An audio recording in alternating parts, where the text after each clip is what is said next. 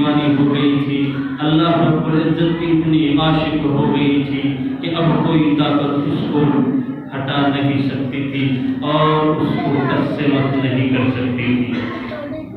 اس فرعون نے کہا ہے کہ مشاطہ کو بلا، اس بندی کو بلایا گیا۔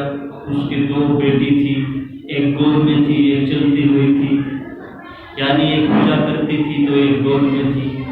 یہ فرعون کی باندی جو تھی یہ اللہ رب العزت کو پا چکی تھی، موسیٰ علیہ السلام کے رب پر ایمان لا چکی تھی، اور اس باندی کو بلا کر کے کہا کہ کیا تم مجھے خدا نہیں مانتی؟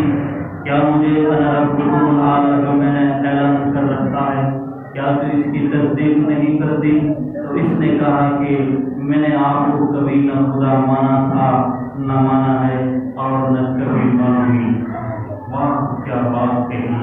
اتنا بڑا ظالم فرعون کے سامنے ایک ادنا سی باتیں کہہ رہی ہے کہ میں نے تجھے کبھی خدا سمجھا ہی نہیں تھا، اور نہ اب سمجھتی ہوں اور نہ کبھی سمجھوں گی۔ میرا رب تو وہ ہے جس نے موسیٰ کو پیدا کیا، میرا رب تو وہ ہے جس نے فرعون تجھے پیدا کیا، میرا رب تو وہ ہے جس نے آدم کو بغیر ماں باپ کے پیدا کیا، میرا رب تو وہ ہے جس نے نوح علیہ السلام کو پیدا کیا، میرا رب تو وہ ہے جس نے زمین اور آسمان کو، چاند اور سورج کو، اور سورج میں روشنی ڈالی اور چاند میں روشنی ڈالی، میرا رب تو وہ ہے جس نے ستاروں کو آسمان پر جڑ دیا ہے، میرا رب تو وہ ہے جس نے زمین کو بچھایا ہے اور پھر اس کے اوپر نباتات اگائے ہیں، گھاس اگائے ہیں، میرا رب تو وہ ہے جس نے ساری انسانیت کو پیدا کیا ہے، میں تجھے رب تسلیم نہیں کرتی۔ یہ تھے مشاطہ کے اور فرعون کی باندی کے الفاظ فرعون کے سامنے۔ فرعون نے کہا مانتی ہے تو ٹھیک، ورنہ اپنے درباریوں سے کہا کہ باہر ایک کڑھائی چلایا جائے، ایک کڑھائی رکھ کر کے اس کے اوپر تیل ڈال دیا جائے، اور تیل ڈالنے کے بعد پھر اس کو اندر سے دھوکایا جائے، پھر اس کو خوب پکایا جائے، پھر اس کے اندر خوب تپش پیدا کر دی جائے۔ یہ اپنے درباریوں کو فرعون ظالم کہہ رہا ہے۔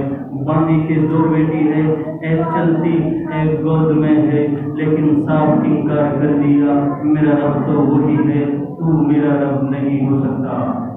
ظالم نے اپنے درباریوں سے کہا، فرعون نے اپنے درباریوں سے کہا کہ پکایا جائے، اور پکانے کے بعد باندی کو کڑھائی کے پاس لایا جائے اور اس کی دو بچی کو بھی اس کے پاس لایا جائے۔ جب باندی کو پاس لایا گیا اور اس کو اس کے پاس بٹھا دیا گیا اور اس سے کہا گیا اگر تو یہ بات تسلیم نہیں کرتی، اگر مجھے اپنا رب نہیں مانتی، اگر مجھے اپنا پیدا کرنے والا تسلیم نہیں کرتی، تو تیری ہی آنکھوں کے سامنے تیری معصوم بچی کو اس کڑھائی میں تل دیا جائے گا۔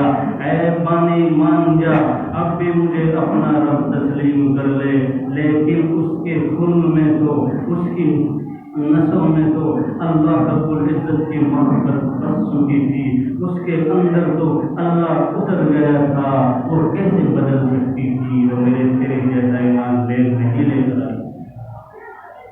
اس کو لایا گیا اور لانے کے بعد اس کی دونوں بچی کو بھی لایا گیا، دربار لگا ہوا ہے، فرعون ظالم بیٹھا ہوا ہے، اور جب بیٹھا ہوا ہے تو حکم کر رہا ہے اس سے اب بھی پوچھ لو، اس سے آخری بار اب بھی معلوم کر لو کہ یہ مجھے خدا مانتی ہے نہیں، ورنہ اس کی بچی کو اس کڑھائی اور پکتے ہوئے تیل میں ڈال دینا۔ بس یہ بات تھی، اس نے صاف انکار کر دیا۔ چھوٹی معصوم بچی کو لایا گیا اور اس طریقے سے جب اس کے اس جلاد نے اور ظالم نے کڑھائی پکتے ہوئے کڑھائی کے اوپر بیٹی کو اس طریقے سے لٹکایا، اور لٹکانے کے بعد جب فرعون نے کہا اے باندی اب بھی مان جا، اب بھی مجھے اپنا رب تسلیم کر لے، لیکن اس کے یہاں تو انکار ہے۔ اس کا ایک لفظ میرے بھائیوں، اس کا ایک لفظ اس کی بچی کی جان بچا سکتا تھا، اس کا ایک لفظ اس تینوں کی جان بچا سکتا تھا، لیکن نہیں، اللہ شکر تھا، اللہ رب العزت کی محبوب اور عاشقہ بن چکی تھی، صاف انکار کر دیا۔ بیٹی کو اندر ڈال دیا گیا، بیٹی پک رہی ہے، کبھی اوپر کبھی نیچے مچھلی کی طرح چلی جا رہی ہے۔ اللہ رب العزت کو غیرت آئی اور اس کی ماں کی آنکھوں سے پردہ ہٹایا اور اس کو دکھایا، تو بیٹی نے کہا اصبر یا امی فإن لک من الأجر کذا و کذا، صبر کر ماں صبر کر، اللہ نے جنت تمہارے لیے تیار کر۔ اسی طریقے سے پھر دوسری بیٹی کو لایا اور اس کو کہا گیا کہ دیکھا تیرے سامنے تیری بیٹی کی جل گئی ہے اور رات ہو گئی ہے، جل کر کے بالکل ختم ہو گئی ہے، اب بھی تیرے پاس وقت ہے کہ تیری پاس ایک بیٹی اور موجود ہے، تو اب بھی مان جا، مجھے اپنا رب مان لے۔ لیکن مشاہدہ فرعون کی بانی نے صاف انکار کر دیا۔ ظالم ظلم جتنا کرنا ہے کر لے، اتنی سزائیں دیکھنی ہے دے لے، جتنا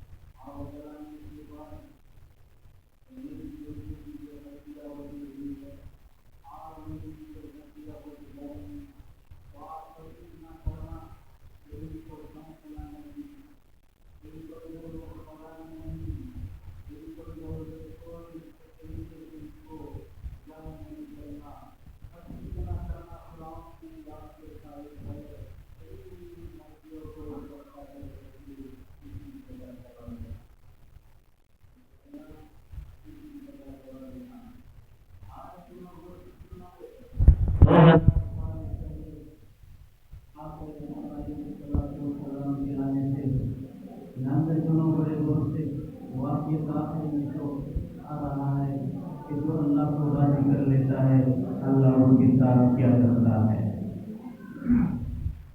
باندی نے دونوں بیٹیوں کو جلتے ہوئے دیکھا، خود جلنے کے بعد پر یہ کہا کہ میری ان ہڈیوں کو ایک جگہ دبا دینا۔